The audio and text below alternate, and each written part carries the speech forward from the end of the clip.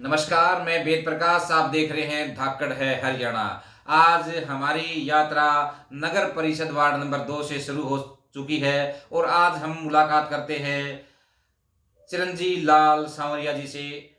Ward number 2 से उन्होंने अपना दावेदारी ठोक दी है, प्रचार अभियान शुरू कर दिया है। तो सर, स्वागत है धाकड़ है हरियाणा में। धन्यवाद भारती जी। तो सर, आपने वार्ड नंबर 2 से तैयारी शुरू की है, तो क्या सोचकर आपने ये तैयारी शुरू की है सर? हमने ये सोचकर तैयारी की है कि हमारा वर्तमान जो पार्षद है वो जो काम पार्षद ने करने चाहिए वो अभी तक नहीं कर पाया है। 5 साल होने को जा रहे हैं, बल्कि हो ही चुके हैं, लेकिन लोगों की बहुत सारी शिकायतें हैं। कई पार्कों की चार दीवारी टूटी पड़ी है और यहाँ सेक्टर में खासकर बरसाती पानी की निकासी का कोई प्रबंध नहीं है, जिससे सेक्टरवासी बड़े परेशान हैं। तो हमने अपने साथियों की सलाह पे, क्योंकि मैं यहाँ की जो एसोसिएशन है उसका महासचिव भी हूँ और सुबह से शाम तक हम सेक्टरवासियों के जो समस्याएं हैं उनके निराकरण के लिए काम करते रहते हैं। तो सेक्टरवासियों ने मेरे को ये कहा कि भाई इस एमसी से तो कोई उम्मीद है नहीं और आप ही आगे आओ, इस पार्षद के लिए हम आपका सहयोग करेंगे। जैसे आपने बताया पानी की समस्या, तो वो आपका जो पुराना हाउसिंग बोर्ड है वो शायद इसी वार्ड के अंदर आता है। जी हाँ, पुराना हाउसिंग बोर्ड भी इसी में आता है। उसमें भी यही प्रॉब्लम है, जो बरसाती पानी वहाँ इकट्ठा होता है। हम वहाँ के लिए भी काम करेंगे, क्योंकि वो सेक्टर से बाहर है। तो वहाँ जो सरकार की अमृत योजना है उसमें काफ़ी काम हुआ है और पानी निकासी की काफ़ी हद तक वहाँ पर समस्या का समाधान हुआ है। हम भी आगे जो है ना, कोई कमी है तो उसको पूरा करेंगे। इसके अलावा और कौन कौन सी आपके वार्ड की जो समस्याएं हैं? इसके अलावा जैसे सीवर की यहाँ प्रॉब्लम है, यहाँ एसटीपी बना हुआ है और जो डिस्पोजल है वो भी बना हुआ है, लेकिन डिस्पोजल प्रॉपर काम नहीं कर रहा है। हम उसको भी पुनर्निर्माण के लिए प्रयास करेंगे।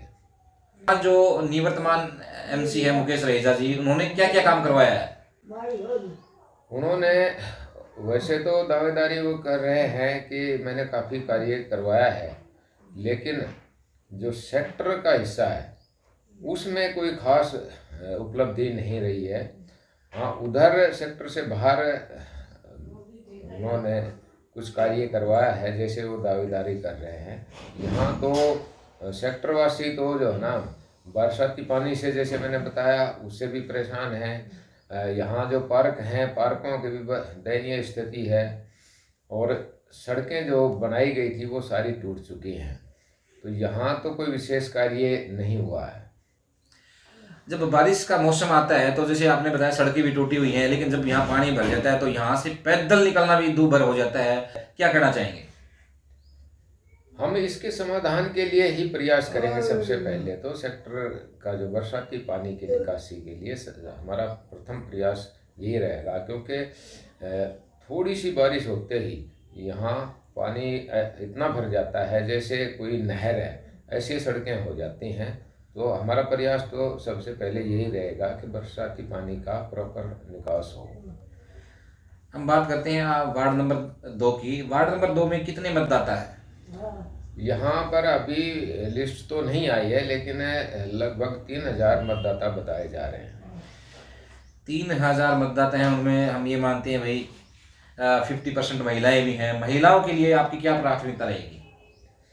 महिलाओं की आम शिकायत तो यही रहती है कि सीवर व्यवस्था सही नहीं है, क्योंकि महिलाएं जो है ना, घर में रहते हुए जो है ना, जैसे सीवर ओवरफ्लो होते हैं, आदमी तो काम पे चले जाते हैं, लेकिन वो सारा दिन जो है ना उससे भी परेशान रहती हैं। बरसाती पानी जब भर जाता है तो सीवर बैग मारते हैं, घरों में पानी भर जाता है और कुछ आवागमन के जो साधन हैं उनकी भी कमी है, तो हम उस क्षेत्र में भी काम करेंगे। जो कामकाजी महिलाएं हैं, बाहर काम करने जाती हैं, उनको ऑटो वगैरह की परेशानी होती है, तो उस रूप में भी हम कार्य करेंगे।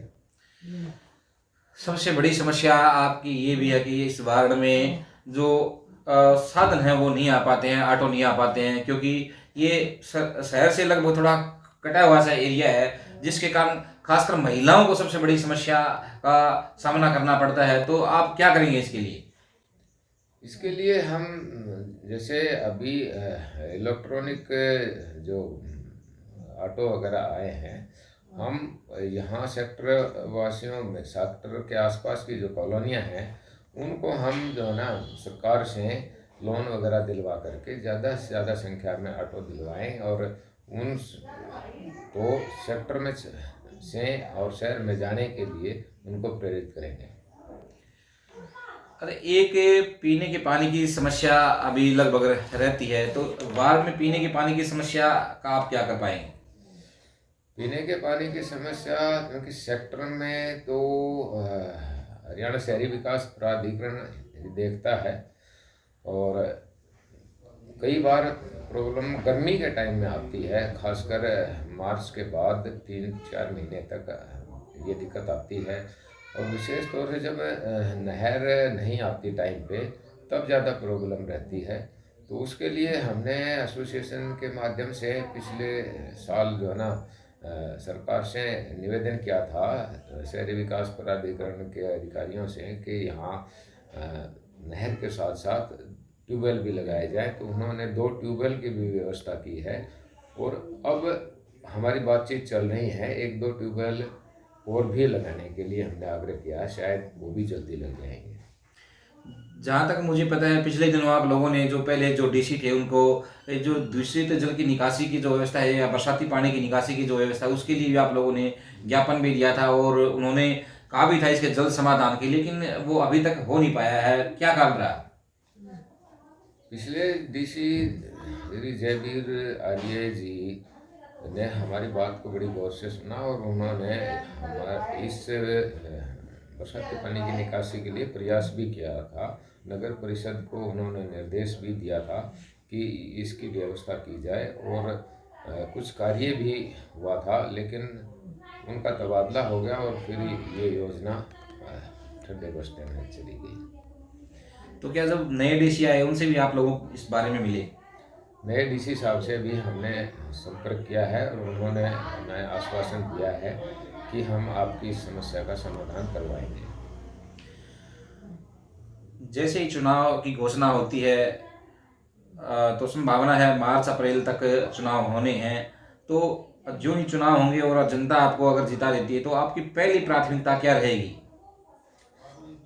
हमारी प्राथमिकता तो पहले सेक्टर वासियों से हम ये पूछेंगे कि भाई किस किस प्रकार की समस्याएं हैं आपके सामने, और उनके द्वारा जो सुझाव आएंगे, उन समस्याओं को हम नगर परिषद के माध्यम से समस्याओं का समाधान करने की प्राथमिकता रखेंगे। जैसा देखने में आता है कि जब व्यक्ति चुनाव लड़ता है तो बड़ी बड़ी बातें करता है, बड़े बड़े वायदे करता है, लेकिन जो ही वो चुनाव जीत जाता है उसके बाद ना तो उनको वादे याद रहते हैं, ना अपनी जो घोषणाएं करते हैं वो याद रहती हैं। तो क्या कहना चाहेंगे आप? देखिए, मैं तो एक समाज सेवी आदमी हूँ। हम 2015 मार्च में मैं रिटायर हुआ। उससे पहले भी हम समाज सेवा करते रहते थे, एसोसिएशन से जुड़े हुए थे, और उसके बाद भी हमारा कोई बिजनेस नहीं, कोई और नहीं, सिर्फ एक ही उद्देश्य है, समाज सेवा। तो हम 24 घंटे जो है ना फ्री रहते हैं। जिस भाई की भी कोई दिक्कत होती है, जिस एरिया की कोई दिक्कत होती है, वहाँ तुरंत उपलब्ध होते हैं, और आगे और जोर शोर से काम करेंगे।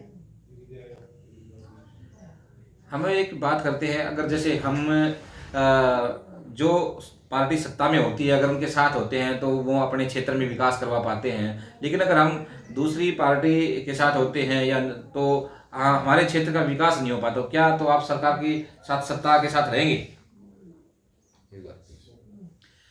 जैसे कोई भी व्यक्ति चुनाव जीतता है तो अगर वो सत्ता के साथ चला जाता है तो उनके वार्ड में, उनके क्षेत्र में विकास कार्य होते हैं, लेकिन अगर वो उस सत्ता जिस पार्टी की होती है उनके साथ नहीं होता है तो उनके वार्ड और उनके क्षेत्र में विकास नहीं हो पाते हैं। तो आपकी क्या रणनीति रहेगी इस बारे में? देखिए, हमारा काम है समाज सेवा करना और अधिकारियों से, नेताओं से मिलकर जो समाज का भला करवाना, लोगों की जो समस्याएं हैं उनका निराकरण करवाना। सत्ता किसी की भी हो, हम किसी एक पार्टी से बंधे हुए नहीं हैं। जिसकी भी सत्ता आएगी, हमें तो नेताओं से, सरकार से आवेदन करना है कि भाई हमारी ये इस एरिया की ये समस्या है, इसका समाधान करवाया जाए। हम उस रास्ते पर चलेंगे। धन्यवाद सर। आपका बहुत बहुत धन्यवाद भारतीय जी। और हम अगर पार्षद बने तो लोगों की इच्छाओं पर खरे उतरने का प्रयास करेंगे। धन्यवाद सर। ये थे हमारे साथ वार्ड नंबर 2 में पार्षद उम्मीदवार चिरंजीव लाल सामरिया जी। इनके विचार आपको कैसे लगे और आप अगर इस वार्ड से संबंधित हैं, वार्ड नंबर 2 से, तो इनकी और कौन कौन सी समस्याएं हैं अगली वीडियो में देखने के लिए उन समस्याओं के बारे में ज़रूर बताएं। मैं वेद प्रकाश, धाकड़ है, हरियाणा। धन्यवाद।